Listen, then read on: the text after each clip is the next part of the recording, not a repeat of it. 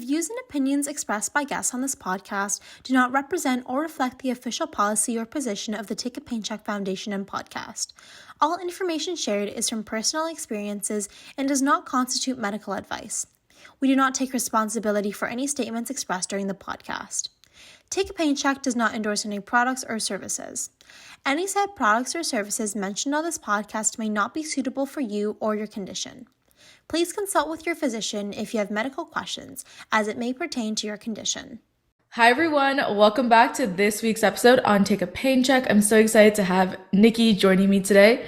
Hi Nikki, can you give me a brief introduction about yourself? Tell me a little bit about your career, your hobbies, and what you've been up to recently. Hey Natasha, thanks so much for having me on today's podcast. I'm so excited to be here. I currently work full-time in the public sector.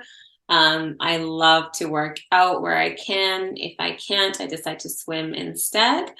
I enjoy trying new restaurants, different recipes. I love to bake. And one of my most favorite things to do is spend some quality time with my dog, Knight. So you're on this podcast because you have a rheumatic disease. What is your rheumatic disease and when were you diagnosed? Yeah, so I have been living with rheumatoid arthritis and I was officially diagnosed 13 years ago. Feels so long ago now. And so were you in university, high school? Yeah, I had just started at university. I do recall being extremely tired all the time, but I didn't know that was a symptom. And so when did you actually go see a healthcare professional? How long did it take for you to actually get a diagnosis? So initially, I was experiencing a lot of joint pain in my fingers and my toes. And then I do recall one specific morning, it was really difficult for me to come down the stairs. And so from there, I was like, something isn't right. And so even my mom had noticed at that time too. So I went and saw my family doctor. And then from there, I was referred to a rheumatologist. I do believe it took almost a year to be referred over. So how old were you? Were you 19 or 20 when you were diagnosed? I was 19 at the time. And that's really a really weird stage because you're not in pediatrics, but now you're in adult care. And it's just you just were technically supposed to transition if you were in pediatrics. So how did you kind of feel stepping into an adult rheumatologist clinic? What was the environment like? I actually had a very sweet rheumatologist. The first time I had met him, I actually took my mom with me. I didn't know that would have been my diagnosis. I just kind of was what's going on? And I feel like at the time my doctor said it could potentially be some sort of form of arthritis, but he wasn't sure. And so I went and saw this rheumatologist and he was great. My mom's an immigrant parent. And so for her, he explained things in plain language, basically letting her know this could happen to your daughter down the road, maybe not choose career paths such as massage therapy, things that involve a lot of hand work, just given the nature of the disease. And so what were your first joints that were impacted? It was my toes and my fingers. A lot of other joints have been impacted since, such as my ankles. And that's what makes it really tough to kind of decide on what I want to do activity-wise.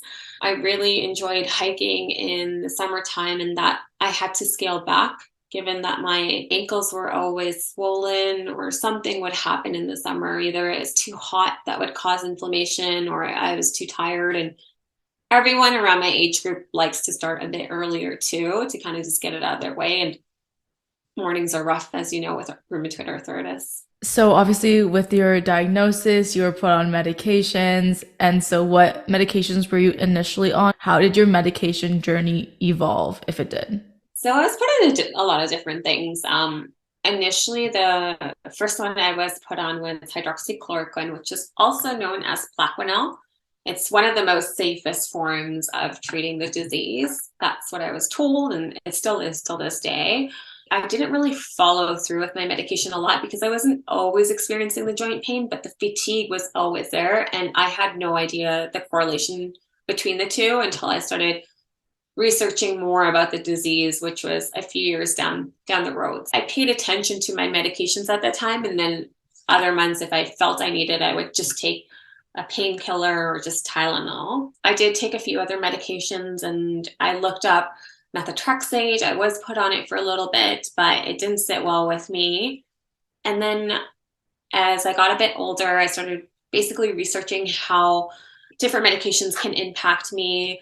I would love to be a mother someday, so I was concerned about fertility.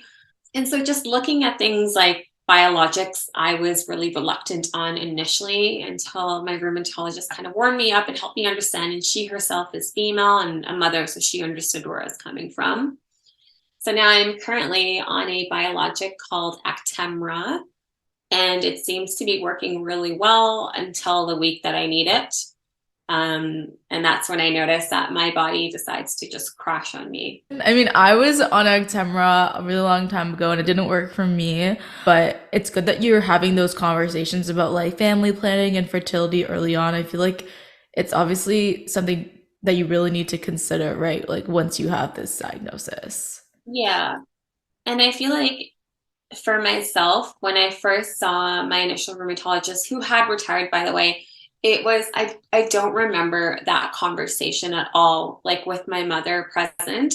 I did see him probably 3 or 4 times before he retired, but I don't recall 19, 20-year-old talking about anything about family planning at that point. And I didn't understand how this disease could impact that going forward, or the medication or what have you. And so it was in my late 20s that I decided to begin asking those questions to my rheumatologist, who is female. I feel like you sometimes have to take initiative to do that. And it might be tricky because some people are just like maybe uncomfortable to ask their rheumatologist. And so it might just be a challenge for them. Having this diagnosis also comes with the social aspect of it. So now like you're on medications, but then you have to tell people you have arthritis. And so how did you tell your family? What was their reaction? Did you hide it from anyone? What was that all about? Yeah, so my immediate family is who I was living with, my parents and my siblings. So I think they kind of saw a bit of it. It was my mom who noticed everything right off the get-go, and my sister who I'm really close to. I didn't hide it from them just because it was so obvious. I could barely make it down the stairs, or I'd be so tired. But I actually hid it from my extended family, and it was not intentional. I just didn't really know how to bring it up. I kind of felt a bit ashamed to be like, hey, I have this disease.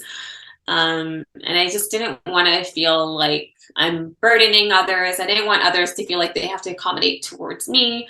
So I just didn't want to feel like a burden to anyone. And then on top of that, you're also South Asian. And I'm wondering if you could kind of talk a little bit about the culture and how, I don't know if you've had any personal experiences with kind of the stigma towards like chronic illness or what women have to do. And especially you're also married too. Any personal experiences? So my disease activity actually definitely increased after I got married. And it was just like a new environment for me. I lived with my in-laws, and I'd come home from work, and it was like wanting to also spend time with my new family, but also managing this disease as well. I was always having like a mental battle of like, do I want to, spend time and get to know these people and let them get to know me, but also like taking care of myself. And so I think they kind of saw like the times that I was having not a good time. I would isolate myself. Right now, like the biggest challenges that I have noticed from personal experience is South Asian, they expect a lot of the expectations come around like the woman's going to take care of the family, her husband, her children, her in-laws, everyone surrounding her, right? And it's like, for me, it's such a challenge because I can't even take care of myself most days. And so just like the thought of even having children down the road is such a, it can make you feel like, oh my gosh, how am I going to manage everything? It's really important to have a supportive partner, of course, and supportive people around you. Like, I know my sister is amazing. She's always been there. She'll always be there for me. And then same thing with my parents. They've always been very understanding of when I need time to myself. They've never really forced me to like attend certain events or weddings. So, being South Asian, everybody knows that our weddings can last like 4 to 5 days long. We're working full time and managing this disease. I tried so many times to attend multiple events, and then I started noticing I'd get so tired all the time. And so I had to basically scale back and start saying no. Like, I can attend the main events, and then other pre ones I can't because I work full time. That's crazy though, because I feel like you end up dealing with a lot of judgment, or like you know that people are talking about you. Like, why isn't she here? It's great that you were able to kind of stand up for yourself and you know what you need, which is very hard for a lot of people. Like, it's just generally challenging to be like, hey, like I can't do this. And I think it applies to literally anyone and everyone, and it doesn't matter what culture you're part of. But yeah, I see the whole thing about like, you have these expectations and standards because of your culture, and when you can't follow through with them or you're not sure if you can, it can be very hard on you. But you found someone that's super supportive and people around you to help you navigate that, which is great. Yeah. Let's talk about your husband. He knows you have rheumatoid arthritis, obviously. How'd you tell him that you had rheumatoid arthritis? So it's about 6 months into dating, which is like years ago now. But I do remember I was with someone a really long time ago, and I remember one thing that he said that really stuck to me that made me so afraid while I was dating of like disclosing my disease. He said something along the lines of like, no one's gonna marry you because of your illness. And like that stuck so hard. So when I was dating my husband at the time, I was so reluctant to tell this person. I was like, oh my God, what is he gonna say? Like, how is he gonna feel? But he was understanding, he was supportive. And then on top of having a husband, you also have friends. We have to cover the whole social circle because every single person in your like small bubble has a different opinion or have a different perspective on what you're going through, but also they have their own lived experience, which they kind of relate to you. And it just, there's just so many different interactions with so many different personalities. So you have friends. How did your friends support you? And I guess we can start all the way back to like university, right? Because that's when you were diagnosed. Did you have any challenges telling the people around you, especially like friends at that time, about your arthritis? So my sister and I are really close in age, so we were attending school together. So like I said, she's my rock. She's been there right from the get-go. Um, my friends had been super supportive.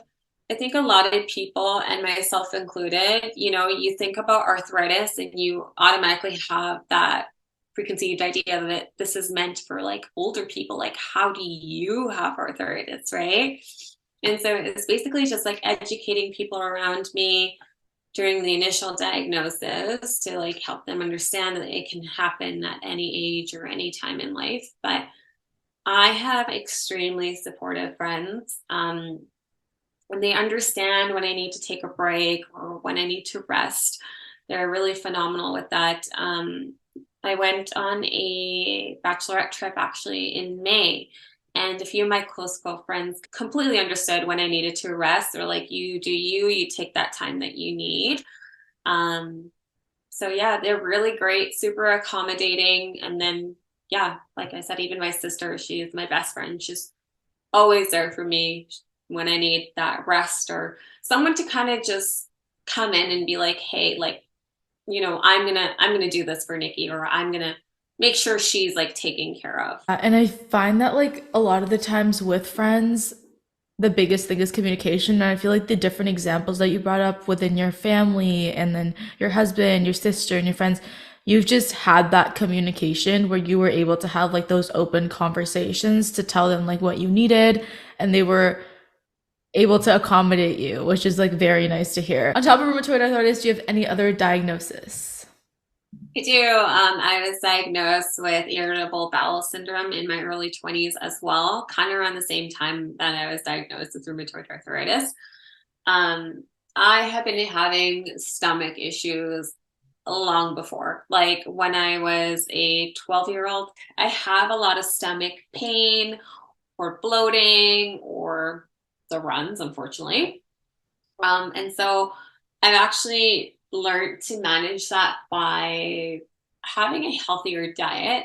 I noticed that gluten really impacts me, and so I avoid gluten. Okay, so you're able to kind of manage that, and that is sort of like the lifestyle change that you've chosen to make that helps you with that diagnosis. What other lifestyle changes have you made? I know that you mentioned that you're very active, so maybe you can elaborate a little bit on that. My workplace actually offers a yoga class sometimes at lunch break. So if I can, I'll go attend the yoga class. There was a couple of weeks ago where I was having a really hard time just doing like the normal poses, like even child's pose or whatever. So you just don't know like what day you're gonna have like an extreme flare up where you can't do things. And then there's some days that you look at someone and they're like, what, you have rheumatoid arthritis? Like you look so active.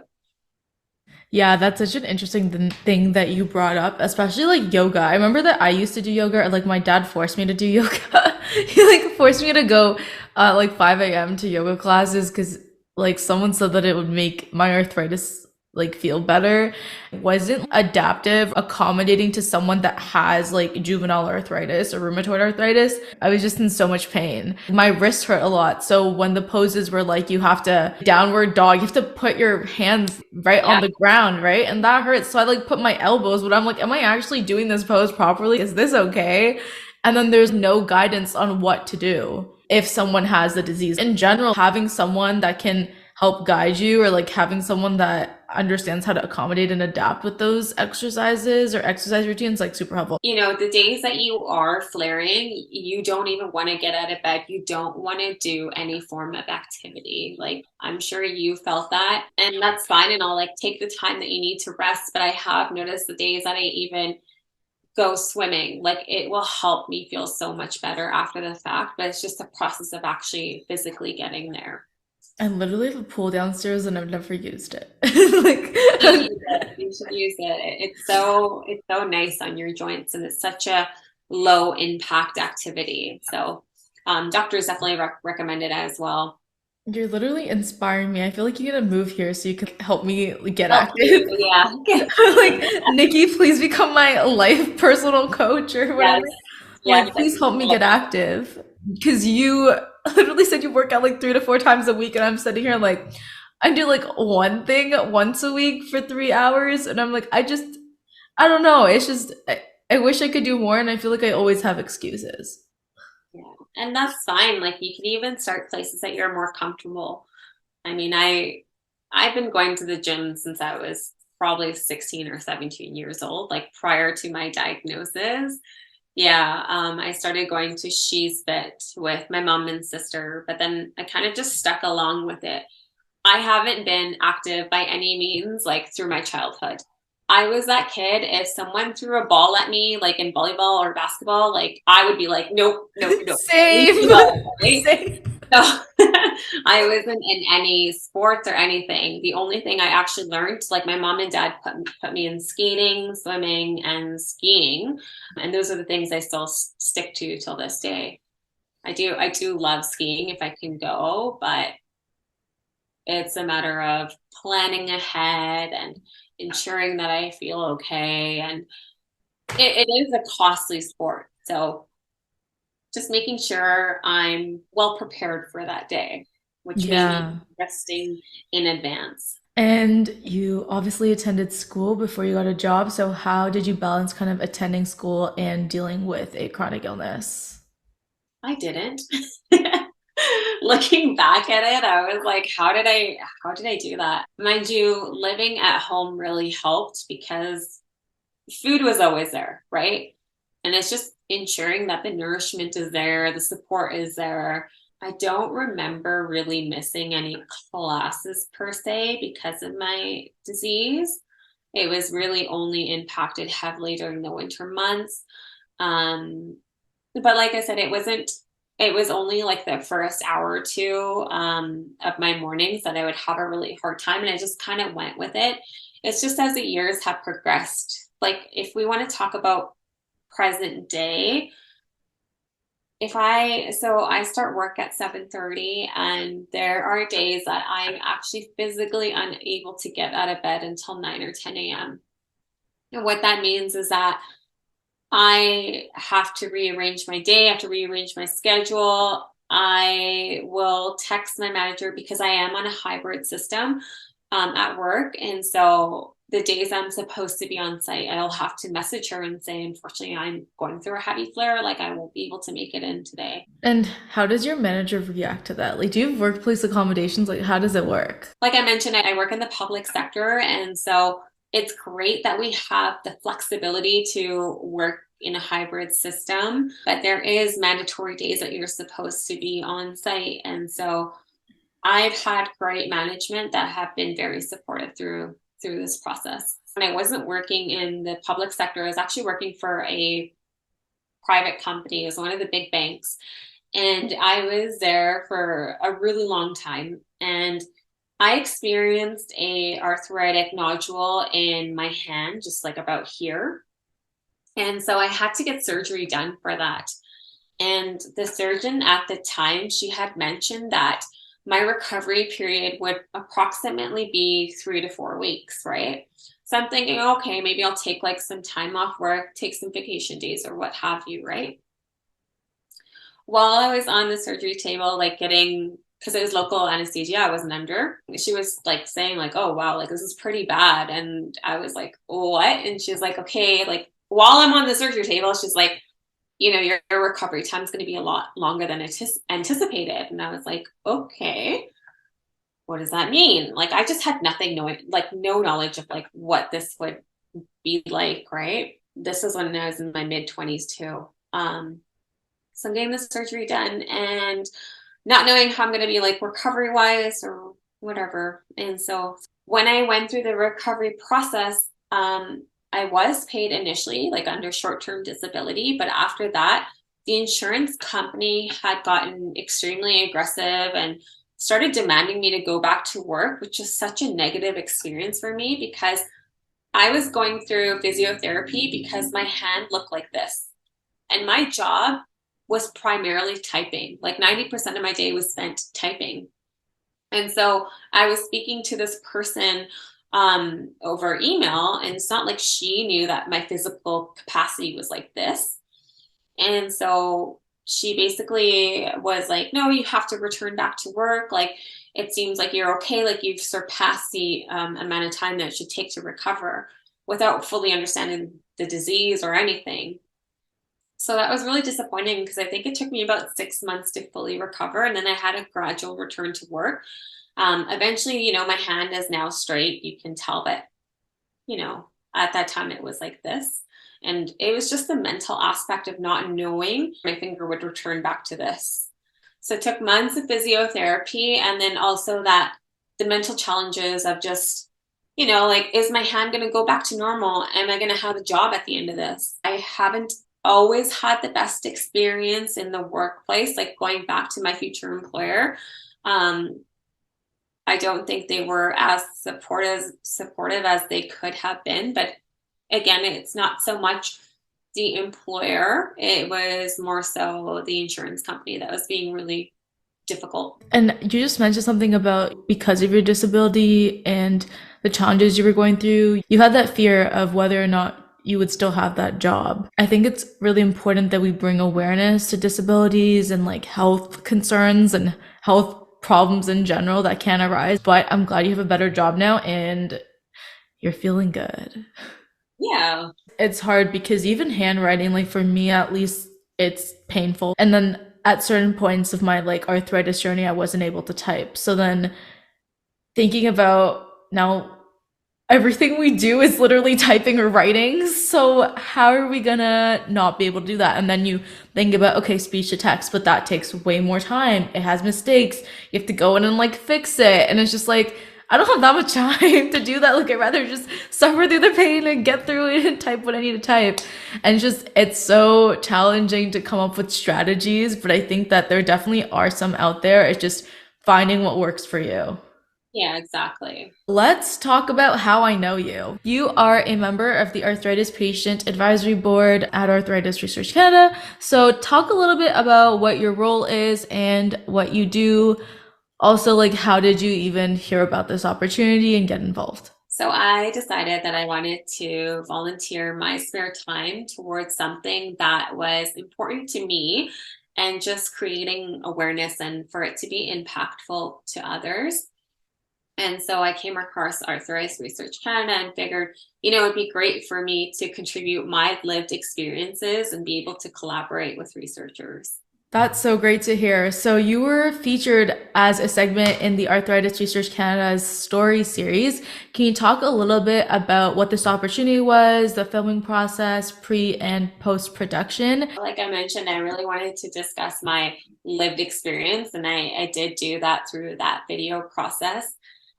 It was the first time I ever did a video film that wasn't like a Zoom call. So I was extremely nervous. And I do remember that day that I did do the video recording, it actually put me in a flare because I think I was just so anxious and, concerned about like how I'm going to talk about everything. And you yourself know that when you're in a flare, your fatigue is so bad. So unfortunately, I just remember going into the interview and just blanked out completely. I was like, what do I even want to talk about? I was practicing all these sentences throughout the week, just like telling my sister, texting people around me, like telling my husband, like, okay, this is what I'm going to say. And I went in and just blanked out. I've gone back and watched it. And I remember I said something along the lines of brain frog instead of fog. So I still like laugh at myself at that, but also, I had such bad fatigue that I couldn't remember, right? But it was great, to go through that experience. And since I was flaring that day, I happened to text one of my best friends, her name's Simon, and I asked her if possible if she can curl my hair because of the flare, and she was like, oh yeah, totally. So I appreciated her for being there for me during that time. And if you watch the video feature, you will see my lovely dog Knight, and it was so cool to have him there. It was a great little spotlight for him. I will link that video down below for anyone who wants to check out Nikki say brain frog. You guys better, because that dog is so cute and there's such a great highlight on him. You have to. I'm scared of dogs, so but yeah, okay. Anyone else that wants to look at Nikki's dog, feel free to check out the video that I'll link down below. Film is a lot, like recording and all that. And when I did the CBC documentary I was so tired after, like, especially it was the summer, it was super hot, and we were filming all these lines, and like, it was about arthritis, so I feel like people are more accommodating around you, and they like understand that, like, okay, maybe you need to sit, stuff like that. But I'm just wondering, like, what is something that you learned about like filming after like doing it firsthand? They're extremely proud of me for being able to come forward and, be able to explain my lived experience, my life, and then creating awareness. They were really supportive throughout the whole process. How do you think that like sharing this story has actually helped others around you? So I think a lot of people do see me on my good days, like my friends included, coworkers. They don't see how the getting up process is or starting my day. And you yourself with arthritis know that it's really hard to get out of bed some mornings. So it was great for me to be able to explain that. And I think it really helped them understand why I don't come to certain events or activities. I don't know if and I guess it's just not me only, but I usually at this point when people ask too many questions, I'm like, please watch this video or read this link. And I'm like, sometimes it's just like so much, right? Like you're dealing with so much, and then a lot of people have a lot of questions or ask questions that are kind of like, I don't know how to answer these. So it's like now you can provide them those resources so they can take action and learn about it themselves, and then come back to you with decent questions. Yeah, like when I meet new coworkers in the workplace, like there have been times I come in and I'm like hobbling, like I, can barely walk into the building. And so sometimes people will be like, what happened to you? Like, what's wrong with your knee? And it's just having to always be like, oh yeah, I have my arthritis, or I'm going through a flare. It can just be so frustrating to kind of like continuously say that, because they saw you yesterday and they're like, you look great. Like, what's wrong with you today? Right. And I think just emphasizing the fluctuation of the condition. I try to ask for extensions because like literally I feel so trashy on my methotrexate like injection day, and then also like before that sometimes I have flares when I have 100 other like tests to do or like so many things to do and my hands are overworked. But the thing is, I don't think professors realize that the condition is fluctuating, so you can ask for an accommodation 1 week to get an extension, but next week you might not need it. And I still struggle with this today is I begin feeling really self-conscious. Like I start thinking of like an outsider's perspective. It's like, why does she get this special treatment? Like, why does she get this extension? Why does she like in the workplace? Why does she get to work at home kind of thing, right? And it's like you see me, like I said, you see me on really great days where I look able and active, and not everybody understands, like you said, the fluctuation aspect. And that's where it can be really challenging is you yourself are dealing with this illness, and then there is the mental aspect of it that does really come into play is you do see people around you who are able and active and you're not, and so it makes you feel like almost less compared to them. And it's just like kind of reframing your mindset too. And the more you do deal with the illness and you speak about it, the more you stop caring about other people's opinion, because you literally live through the challenges day in and day out. And like I said, the mental challenges that you deal with can be a lot. And so just reframing your mindset to be like, you know what, it's okay. I can't do this, and it is what it is. And if they have a problem with it, then that's their own issue and not mine.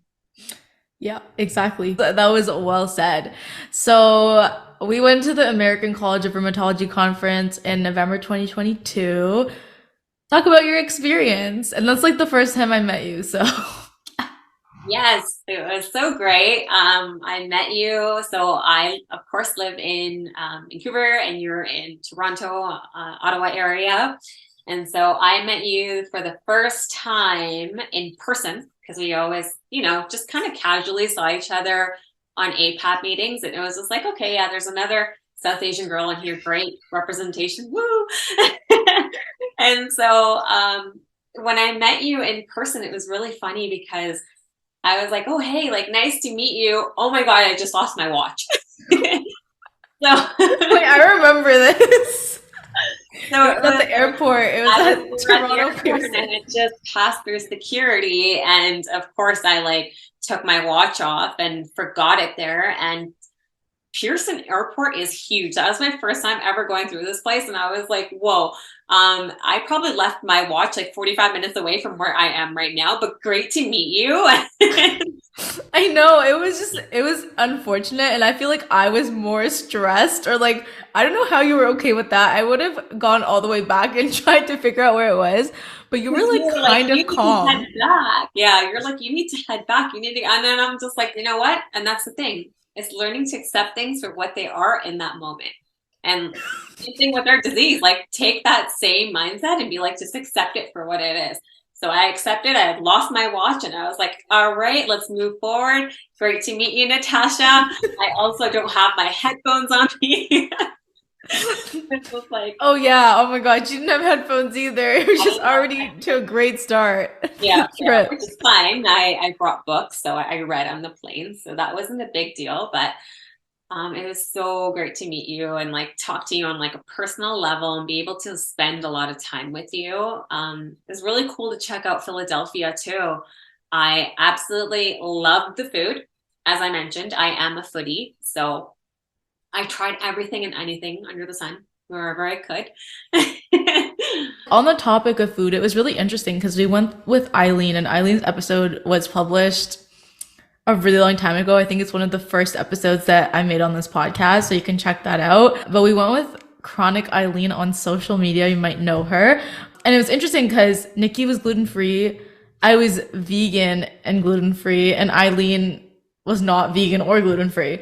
So it's interesting because we all live with arthritis, and we were always able to accommodate each other with the places that we wanted to eat, or if we needed to take a break, or if we needed someone to take notes during the conference when someone else was not feeling well. Like, it was just so nice to be with other people that understood what you were going through, but were also very passionate about the same things as you. That's how I felt. I was like, because I remember like you weren't feeling okay, and then like Eileen and I like were taking notes, or like we were going to sessions, then we caught up later. So just like being able to be okay with that and like understand that if I feel like that tomorrow, you're gonna be there for me too.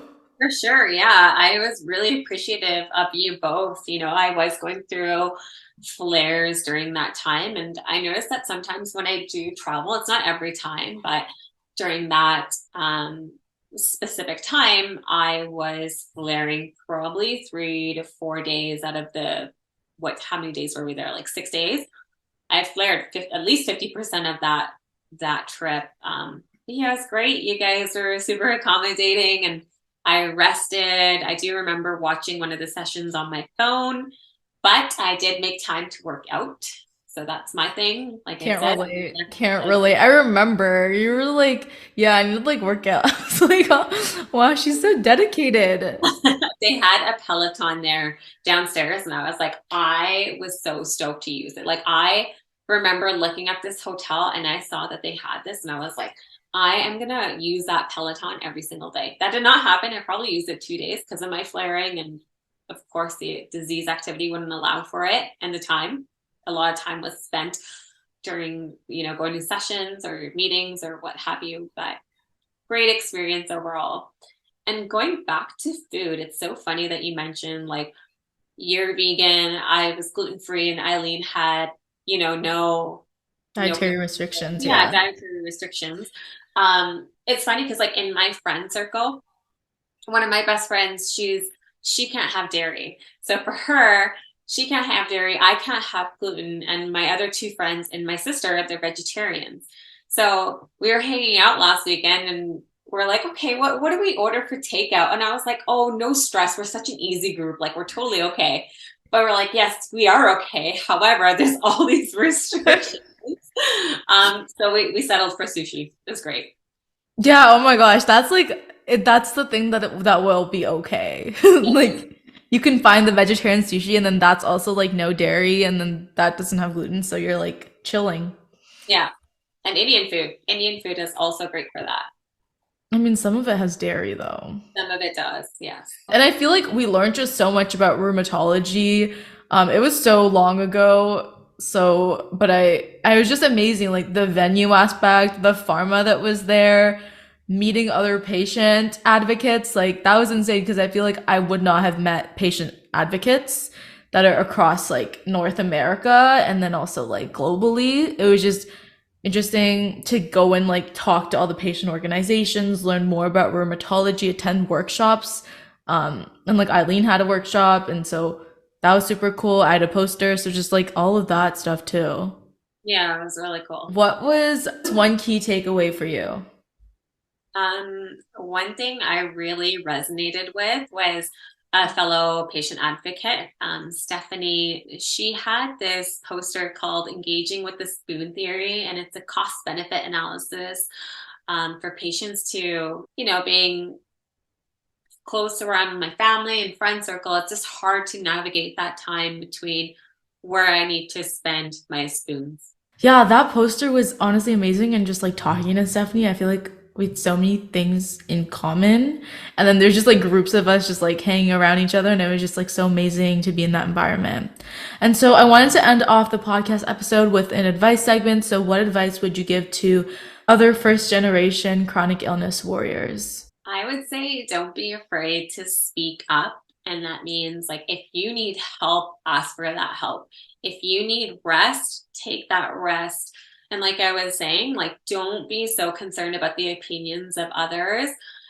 Just take the time you need for yourself, even though that does feel a little bit selfish. Do what you need to do to help manage your disease, because your health should be your number one priority. And then those who love, like truly love and value you as a person will understand that you need that time to yourself. Thank you so much, Nikki, for joining me on today's podcast episode. We talked a little bit about your diagnosis journey along with the medications that you were put on. You discussed how you told your friends, family, husband, how you had arthritis and how they've supported you along the way. And then we talked about, your experience with workplace accommodations and without workplace accommodations, and how you have developed a good kind of routine on how to work around your pain.